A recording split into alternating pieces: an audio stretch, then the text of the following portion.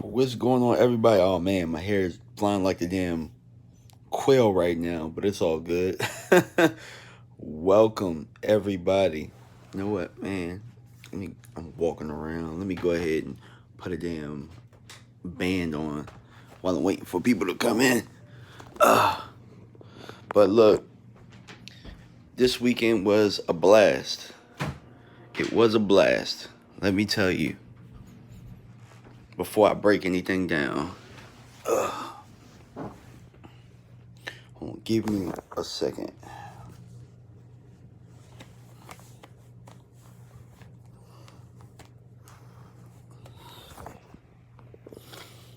All right, man, we good. We good. We good. Well, yeah.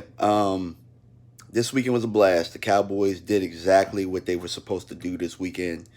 Whooped up on the Giants. A lot of people had it as a trap game coming in. I didn't. I knew that. I knew how big this game was for Dak, and I knew how big it was for Dak's teammates to watch him go out on the cart a year ago, 364 days ago from when he, broke his ankle. And I think that was a big hurdle to cross mentally.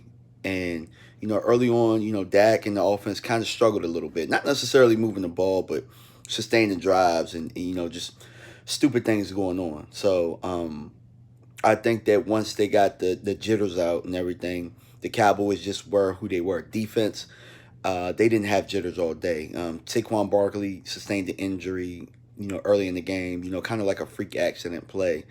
And New York was kind of rattled from then on. And, they lost Daniel Jones as well. The Rook, the Rook put the pads on him, and Daniel Jones was, pretty much rattled and like literally like rattled. You know what I'm saying? So went ahead, we took care of business. We did exactly what I thought we would do, and this week is going to be a tough one going up against the Patriots. Not necessarily that we're not a better football team, but the Patriots will be better coached. Yeah, like the War Report saying right now, we need to clean up a lot of things. I think we need to clean them up this week because with the Patriots, how the Patriots are made right now, their team is they're designed to muddy the waters a little bit. They're going to try and muddy the water in order to keep the game close, keep the game tight, where it comes down to coaching. So they're going to do things like play better on special teams, or they're going to be opportunistic when it comes to turnovers and things of that nature. You know, we saw what they did against Tampa Bay, and Tampa Bay was a big game for them because it was Tom Brady coming home.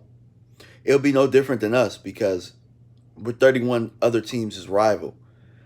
The difference is in this game is that there's no Tom Brady and the Patriots won't be the favorite. So a lot of people are disagreeing with me saying that this is a trap game, but I think that it is a trap game because looking into it, looking at how we're playing, how we play at home the last couple of weeks, and being able to take care of business, we should take care of business here. But the difference is you're going to a winning environment in Foxborough. I really kind of hate going to Foxborough because it always seems like it's dark and it's always raining or it's always cold or something like that. So this is a game right here where, there won't be a lot of notoriety on New England side. It won't be the big storylines coming into this week because there's no Brady. So, yeah, this week you'll hear about how Dallas is this and that. Dallas is one of the top teams. You won't hear very much about New England. And then they'll come in and it'll be a tough game. I'm fully expecting this to be a really tough game. Um, to be honest with you, I could see us dropping this game. If there was a game for us to drop, I think that this would be the one. Um, just simply because it's going to be something where you got an old school mind over there in Belichick, and they got some players on that defense. They're not bad on defense. You know what I'm saying? Like I know we're looking at other scores and things of that nature, but this is going to be a tough, gritty football game, and I think that the key for the Cowboys is we got to get the running game going on the road. We've run the ball pretty well for the last 4 weeks, but week one we kind of struggled a little bit. I think the New England is going to probably do a better job so up front than the last couple of weeks. So we're going to have to find a way to run the football and play action. I don't think that we're too banged up, but this might be a week for Schultz to get a couple first downs that we that we need. The War Report is saying in the comments that we need to work on red zone efficiency, and I agree. I would say I think that we're doing a better job of scoring in the red zone, but I think we need to do a better job of running in the red zone. I don't think that we're necessarily moving the chain. We're doing a good job of running everywhere else, but in the red zone, we're struggling as we hadn't done in the past on those 3rd-and-1 situations, 4th-and-1 situations on the goal line and stuff like that. So I think we need to get a little bit better there. We could tighten up there. I think Dak was a little inaccurate with some of his throws this week, and I'm not sure if it was just because he was so pumped up, but I think that we can improve there. Defensively, I think that we played a really good game, and I think that we need to do that again this week. In my opinion, I'm not really scared of their offense too much, only if we turn the ball over. Field position could matter. The last time we played the Patriots, field position mattered. The weather played a part in field position. So we can't allow them to be opportunistic. I don't think that I'm like Mac Jones in that offense. I'm not afraid of it. I don't think they're going to put up a whole lot of points. But if we turn the ball over or give them good field position, I think that they could take advantage of some things. I think that they would like this game to be 22-19 type of game. That fits their schedule. But if we're scoring touchdowns in the red zone and not kicking field goals, I think we have a really, really good shot, So let's get on to my experience with the fight, man. The War Report, before I say anything, I told everyone Tyson Fury was going to handle his business, but I give Wilder the utmost respect as he went out on the shield. And to be honest with you guys, the broadcast must have been completely different than what the fight was, because I hear a lot of people saying that Tyson Fury just dominated or he whooped up on him, and that was not the case at all. When I was there, that fight was a lot of back and forth. A lot of those punches, the punch stats were crap. Tyson Fury was missing a lot of those punches and laying on Deontay Wilder. And that's the game plan. The game plan was executed perfectly. Both men executed their game plans pretty good. But what it really came down to more than anything was that Tyson Fury is just a little bit more mentally tougher than Deontay Wilder. And what I mean by that is he stuck with his game plan no matter what. He failed twice, still went back to the game plan.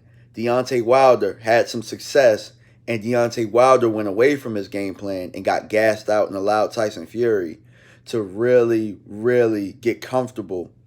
And, the better boxer, the better IQ guy won, But like I said, it really didn't come down to IQ or really didn't come down to boxing ability. If I'm being honest, I thought Deontay Wilder in space did the better boxing. Tyson Fury made it rough. He made it tough. He made it grueling. It was mental warfare.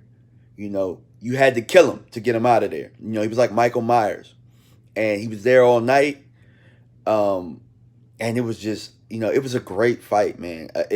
Look, my guy didn't win. Deontay Wilder didn't win. I'm always going to go for the U.S. guy. I'm always going for the U.S.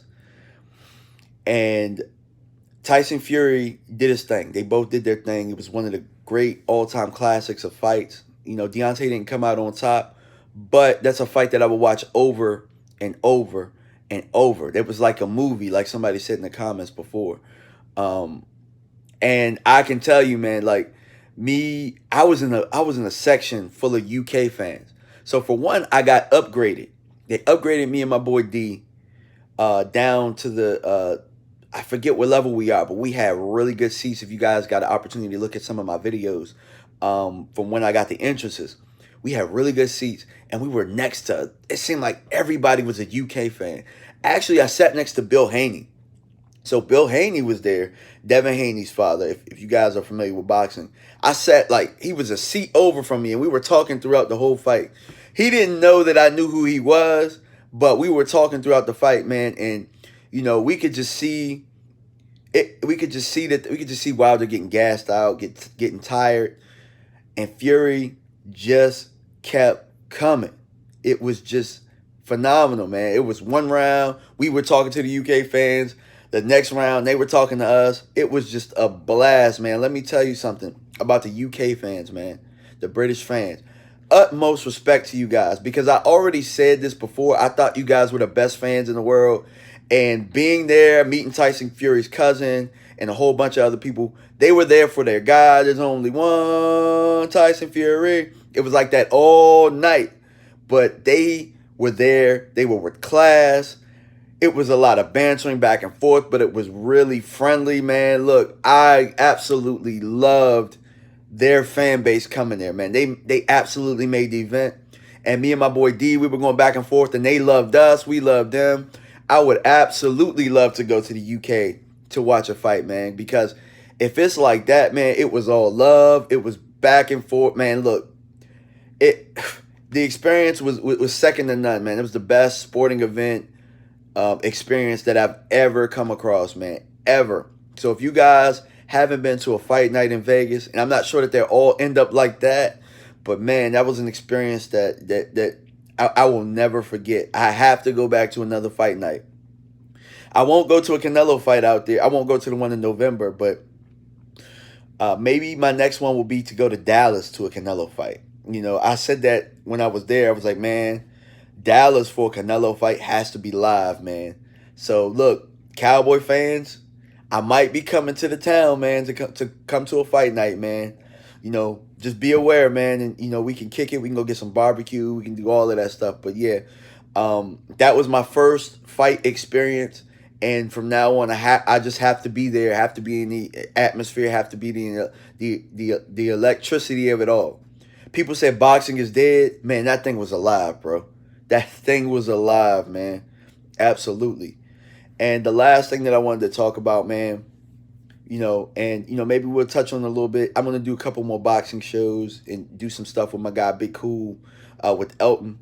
And, you know, we'll probably do a post-fight show, so you guys look out for that.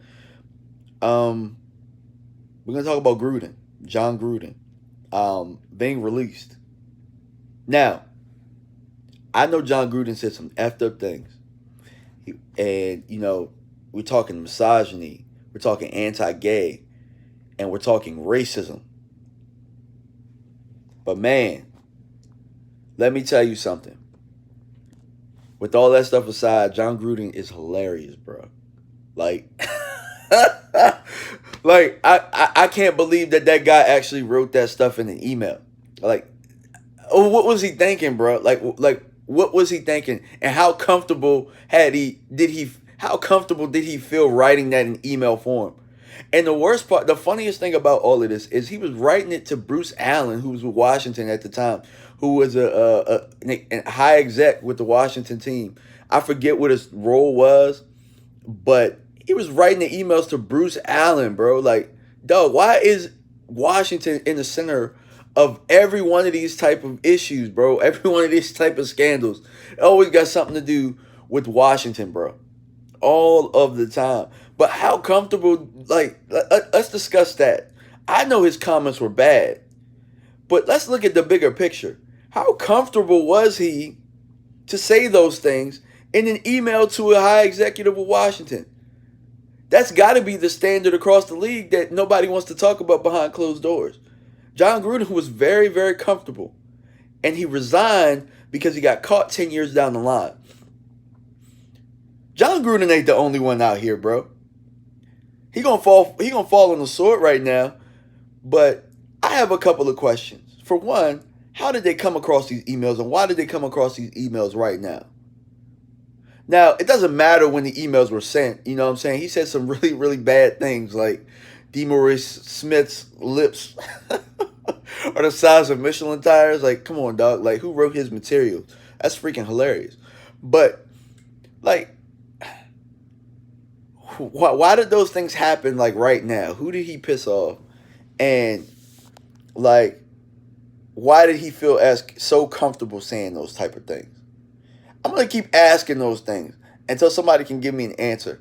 And then, if we're setting the precedent here, are we going to go back and check everybody's emails from now on to see what they said? Because if we do, I'm pretty sure we're not going to have a league. And that's not me defending Gruden at all. No, I'm not saying that at all. But I'm just wondering, okay, where did this come from? Why did it come? And what does that mean going forward? you know, because we have a lot of racism. I'm not going to just say anti-gay, because to me, you know, the anti-gay is what got him fired. You know, you can't talk that today and expect to hold your job. It's just not going to happen. You know what I'm saying? But the racism, though, let's talk about that. He felt really comfortable saying that. And, like, that was pretty much a Sambo joke. You know what I'm saying? Salute to everybody. What's going on, Me Mug? What's going on, Miss Kathy? Y'all came in at the right time. Y'all came in at the right time. So, like, what are we, like, what's going to happen now? You know, but the racism. There's been a whole bunch of racism in the NFL, and we're not going to sit here and act like, it doesn't go on. Randy Moss was upset. He was upset at how comfortable this was. We all knew Gruden was a piece of crap, bro. Everybody knew that. I could have told you that. I wasn't huge on Gruden. Y'all couldn't tell. Y'all couldn't tell Gruden isn't that good of a dude. He looks like a douche. He talks like a douche. Those emails prove that he's a douche. You know what I'm saying? Like, they prove it even more. But guess what? Gruden was in that network. Gruden was in good with some people that think like Gruden. Gruden couldn't come out of his mouth like that comfortably in an email if he wasn't in that room. He gonna fall on the sword for a lot of execs. But he was writing those emails to an executive of an NFL team, bro. An NFL team. And he felt comfortable. That should bother some people. That should really bother some people. You know what I'm saying? Yeah, Me Mug says, if he said a different story. The fact that he took the time to email it makes it worse. Bruh, he was very comfortable putting that in writing where it could be documented. I don't care if it was 10 years ago. 10 years ago, documentation still applied. We ain't talking about the 50s or the 60s. We talking about 2011, bro. Everybody had a Gmail in 2011. Email, bruh, 2011 was still pretty technologically a great era. He felt comfortable saying that to Bruce Allen, who had an organization that employed his brother as a head coach. And I'm not just coming after Washington. I'm not coming after Washington at all. Because Bruce Allen has worked other places probably. More than likely. We know Gruden has worked other places. But we also know Gruden has a network. And that network thinks the exact same way, or else he wouldn't have come out and said it in those emails. So my thing is, with us going after Gruden, we need to go after those guys as well, if that's the precedent that we're setting. Now, I'm not one that believes too much into cancel culture and all of that stuff and, being too sensitive. So the remarks and stuff, like, I'm not surprised at him. I'm not surprised at him at all.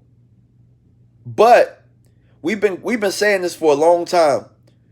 We've been saying how a certain type of guy or a certain type of guy in organizations are being looked down upon when it comes to the hiring process. And we're just going to talk about people of color. We're going to talk about anti-gay. Like, to be honest with you, I've had gay teammates in the past. I'm pretty sure. You know what I'm saying? I don't give a damn about that. I'm trying to win football games. I don't give a damn if we got a white running back or a white quarterback or white linebacker. I don't give a damn about that. You could be green, blue, yellow. I don't give a damn, bro. It's about winning football games. But those executives, they think different, man. They think completely different. And I think that this is just the start. This is just the tip of the iceberg. We're going to find out a lot of things.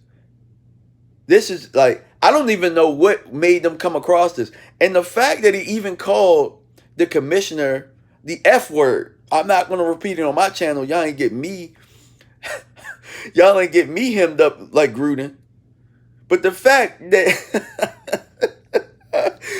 that's one of the funniest parts too, that he used the anti-gay slur against the commissioner. It's not funny that he used it, but bruh, you suspended Zeke for less, bro. You going after the wrong people. You going after people that you think like. I mean, you letting people skate that you actually think likes you, bro. Gruden, bro, they talking bad about you. Goodell, they talking bad behind you behind closed doors, bro. You see that? But you going after the players, and we letting these executives and these owners skate. Owners out here getting tug jobs. Owners out here taking inappropriate pictures. Head coaches out here getting hemmed up with their side pieces at bars and stuff. Like, come on, bro. Like, we gonna make these? Are we gonna make these executives and these coaches and all of these other guys pay too? Cause y'all are hard on the players. We're gonna treat the players like slaves though. But everybody else, we're gonna let them skate. And now you see how they think about you. So now we need to look at how the league is operated. That's just how I feel about it. Let me know what you guys think in the comment section, man. I took a quick break from work. Now I need to go back. But I had some things to get off my chest. I had to talk about the Cowboys' victory. I had to talk about the Cowboys against the Patriots. I had to talk Cowboys versus Patriots. And then I talked about Robert Kraft and Jerry Jones. That's pretty damn funny. Because I'm pretty sure if we peel back those onions, we'll find some things more so on the Jerry Jones. But, you know, but look, the Cowboys winning right now, so I ain't going to talk too bad about Jerry Jones. But, yeah, I mean, I'm pretty sure if you peel back the onion, man, you're going to find a lot of things you don't like. And we just talked about Gruden. But let me know what you guys think. Make sure you like, subscribe, hit that bell each time I come out with content. Make sure that you like and make sure that you share, man. Because let's get this channel back up and running. All right. I know that I'm in football season. I'm offensive coordinator right now. By the way, my team won this week. We had a big win, and we got a game against Langley this week. So I'm excited about that because our guys are starting to play well and starting to play to the level of ball that we can. We need to put 4 quarters together though. But for the most part, things are starting to come together. But yeah. Besides that, man, I've been very busy, and I'm just going to try and get to you guys as much as possible. But I had to get to all of this stuff that, this week that happened this weekend, probably one of the best weekends of my life, hanging out with the wife, a couple friends, and out in Vegas and watching the game, watching the team win, and, coming off a win myself. But, yeah, guys, peace out.